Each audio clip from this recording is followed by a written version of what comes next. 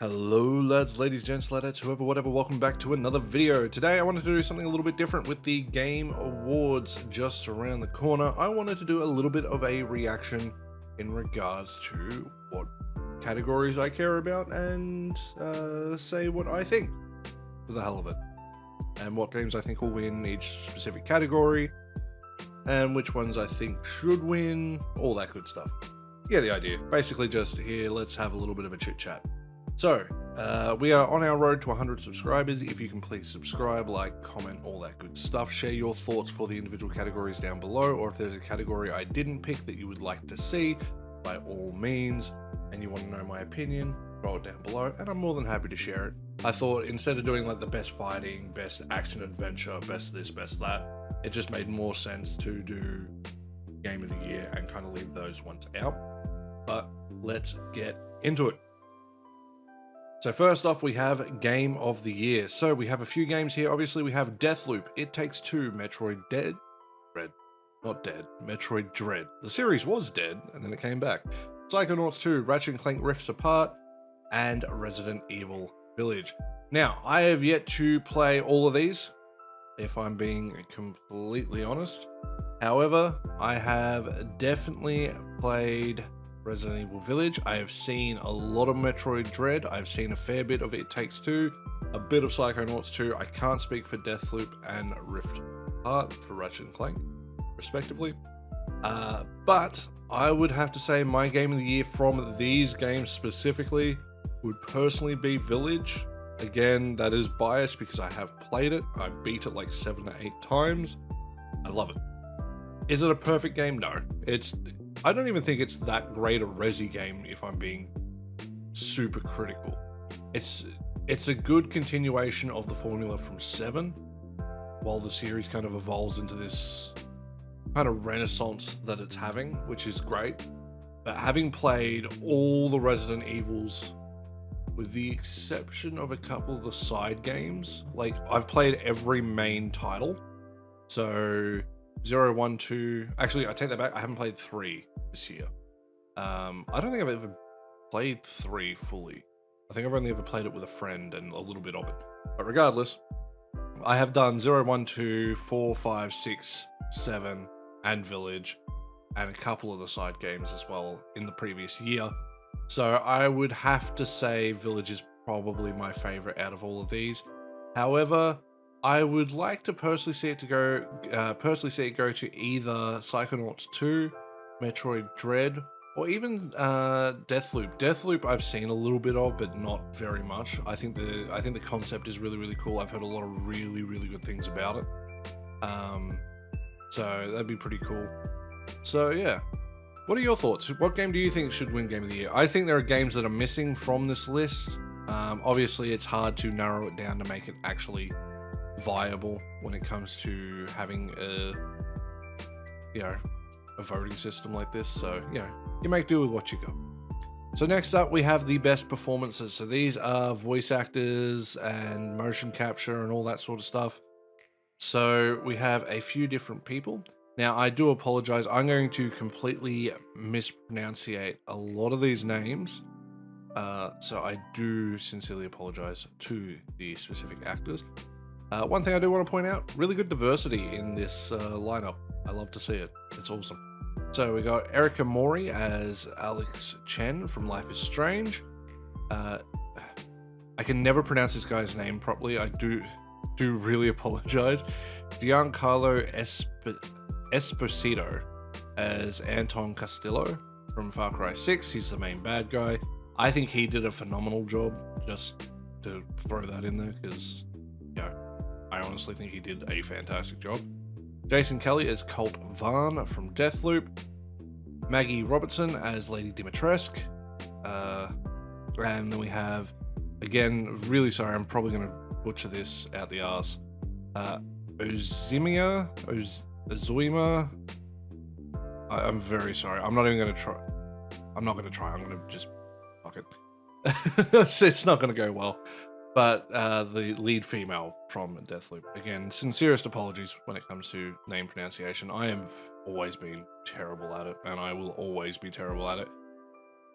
Personally, I am leaning towards Giancarlo as my personal pick. I think the voice acting that I have heard in Deathloop could go to either of them. Like, these are all very worthy. I see Lady Dimitrescu, so Maggie Robertson, winning it just on a popularity thing. However, from a personal standpoint, I think her performance was the weakest, if that makes sense. Not that she did a bad job, just out of the four nominees, sorry. No, 5. I can't count. My brain. I should just stop. I gotta give up. I gotta retire. Time to go live in a hole. But I'd have to say she, in my opinion, was the weakest of the 5. Just personal preference. But I think Giancarlo is my pick for best performance. So best score and music, I'm going to be quite biased with this. We do have a few different games, but I already know well ahead which one's my pick. So we have The Artful Escape, Deathloop, Cyberpunk 2077, I don't know why I skipped over that, Marvel's Guardians of the Galaxy, and Near Replicant. I am not going to read out all that. I have to go Cyberpunk. I love the soundtrack from Cyberpunk. Cyberpunk has been one of those games, I adore it, but I hate it because it could be so much more. I had a lot of fun with it, even though it was a buggy mess. Artful Escape, I can't speak for. It does seem like a very indie style game from what I have seen, but I have yet to listen to everything to do with it. Can't really speak for Deathloop soundtrack. I haven't heard much of it. Marvel's Guardians of the Galaxy is meant to be a really, really good soundtrack as well. And Near Replicant is, it's generally going to be pretty damn good. Being an RPG. It's very rare you get RPGs with terrible music. But Cyberpunk 2077 for me is the best score. Best narrative. Now, this one, I don't know how I feel about this one. This is just a category, I don't know. Like, yeah, you're going to be able to pick like 5, 6, 7, 8, even up to 10, 15 games like across the board that are all going to have really strong storytelling, really strong narrative, but it's so subjective. Personally, from what I have seen, It Takes Two is probably the best narrative to me personally. But in saying that, just because I find it to be the best, it doesn't mean Deathloop doesn't have a good story, or Life is Strange doesn't have a good story. Marvel Guardians of the Galaxy definitely has a good story. Psychonauts 2 has a pretty damn good story too. So that's all personal preference. So I don't know how I feel about it as a category. I get why they have it, but narrative and storytelling is, to me, super subjective. Like, super. Like, it really comes down to, does this story for this game affect me? A video that I have on my channel titled, I think this is the most beautiful game I've ever played, from a game called Rainy Seasons, which is a Japanese indie game that I played. That has been the best narrative I have played in the last year, and I've beat something along the lines of 60 games in the last year. I think it's like 55 to 60, something like that, by the time this goes up.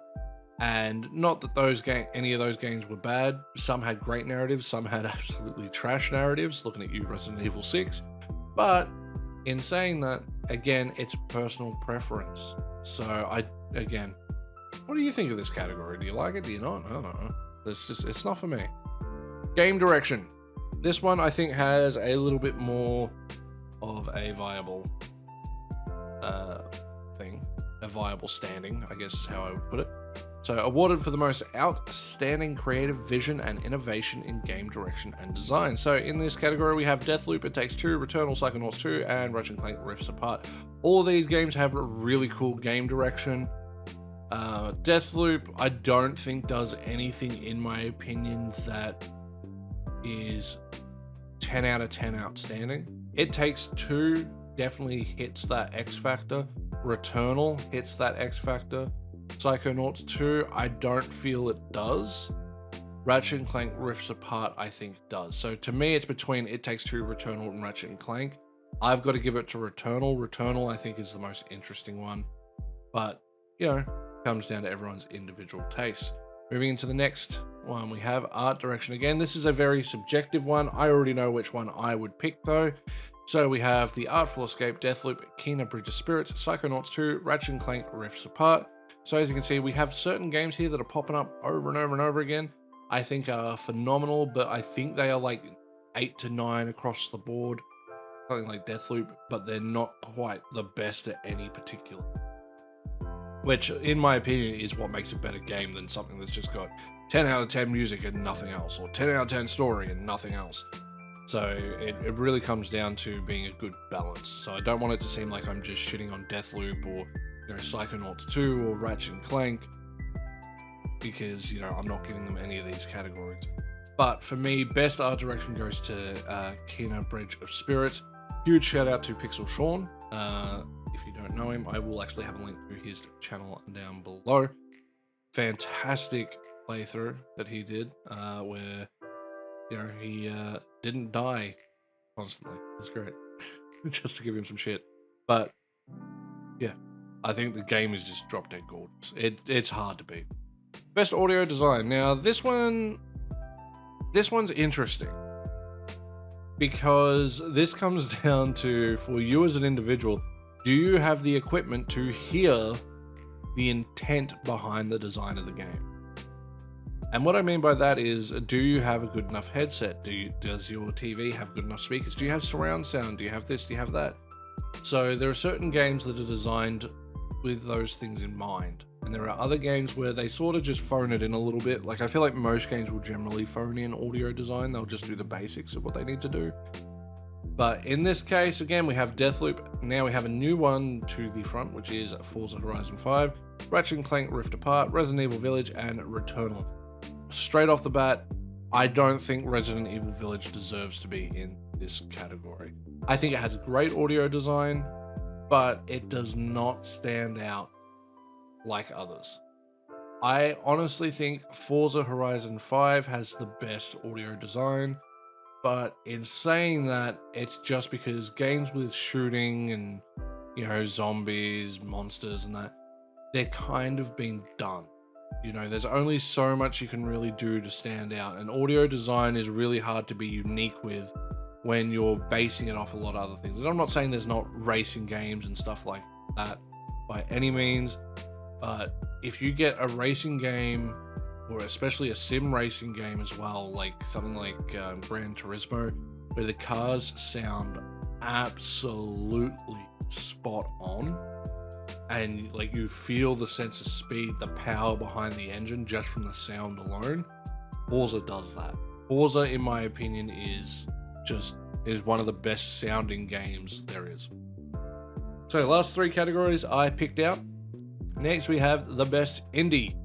So I can't speak for all of these. I don't know 12 Minutes that well. I've heard of it. I've seen a little bit to do with it, but I haven't played it. We have Death's Door. Again, another game I actually don't know anything about, so I do apologize to the developer for that one. We have Inscription. This one I do know a little bit about, haven't played it. We have Kena Bridge of Spirits, and we have Loop Hero. So most of these, well, 3 of the 5 I do know. One of these stands out above the rest, in my opinion. Not saying the others don't have great creative kind of narratives, and, you know, they don't stand out for being unique, because all of them are very unique. But I have to give it to Kena again. Kena Bridge of Spirits is, I think, a game that honestly should have been in the Game of the Year nominations. Like, it is a phenomenal game. It's one I wish I had the money to buy, but at the same time, it's not the sort of game where I personally want to play it, but I am happy to see people play it over and over and over. I think it is phenomenal. So, you know, again, this is very, very subjective, but if you've got a favorite indie game, because there's a lot of indie games that do come out, throw it down below, you know, if it's not on this list, because indie games, you know, they're trying to make it in the world on their own. So if we can spread the love, that's awesome. Now, second last one we want to do is the debut indie. Now, I know of 4 of these games. Well, 3 of them I definitely know. One I vaguely know. And then you have The Artful Escape. So we have Artful Escape, The Forgotten City, Kena, Sable, and Valheim. In terms of a debut indie, this is tough because all of them are fantastic. Like, just from general word of mouth, all that good stuff. But I have played Valheim. I've seen Sable played. I've seen Kena played. I've seen a little bit of The Forgotten City. I can't speak for it a hell of a lot, and I have seen nothing to do with The Artful Escape. But again, I don't mean to shit on that game. I don't want it to seem like I'm shitting on that game, but to me, I don't know it, so therefore I can't really speak for it. Now, this is where it actually gets tough because Kena is ridiculously good. Valheim is incredibly addicting and has such a beautiful, unique look to it, as does Sable. I am torn between Valheim and Kena. Valheim is the sort of game you want to keep coming back to. Kena is the sort of game you might play through once every couple years. You know, I don't see it being a let me come back to it time and time and time and time and time again, unless you're speedrunning. So as a debut indie dev, in order to get people continuously interested in what you're doing, I think Valheim is the better indie debut, but I do think Kena is the better game. So it's tough. My logic isn't very sound, and I know that. So I could go between either, but I would personally, between the two, pick Valheim. So let's go into our last one. And the reason why I left this one to last is because it is, if you can see it, which you probably won't be able to because I'm too lazy to edit this, the most anticipated games. So upcoming games that you're excited for. We have Elden Ring, God of War Ragnarok, Horizon Forbidden West, the sequel to The Legend of Zelda Breath of the Wild, so Breath of the Wild 2, and Starfield. Right off the bat, I'm going to tell you right now, I do not give a shit about Starfield. I know a lot of people are super excited for it. I don't care because it's a Bethesda game. And the reason why I don't care is because name one Bethesda game that legitimately launched and was good at launch. And you can't tell me Skyrim, because Skyrim didn't launch great. That game bricked PS3s and Xboxes. Like, it would make them just shit the bed. It was crap. The game is buggy. It's still buggy to this day. Like, you have to mod the crap out of it to make it playable. Good game, but, you know, Bethesda is going to rely on the fans to deal with it. And then good old Todd Howard's going to come in and be like, oh, but how about we make you pay for the mods? You know, the stuff that people do for free, and we're going to take all the money for it. Yeah, fuck Bethesda. They can suck a dick. They're not on the same level as Blizzard that can suck a dick, but, you know, they're definitely up there. But for me, it's really 2 games. And it ain't God of War, and it ain't Horizon. It is Elden Ring and Breath of the Wild 2. Personally, Elden Ring. I am very excited for Elden Ring. I love the Bloodborne game. I love the Dark Souls games. I love Demon Souls. You know, I like Neo. Although I've never finished Neo. I need to sit down and do that one day. Or Neo 2 for that matter. Or Sekiro, whatever the hell it is. I think it's Sekiro. I have seen played a million times.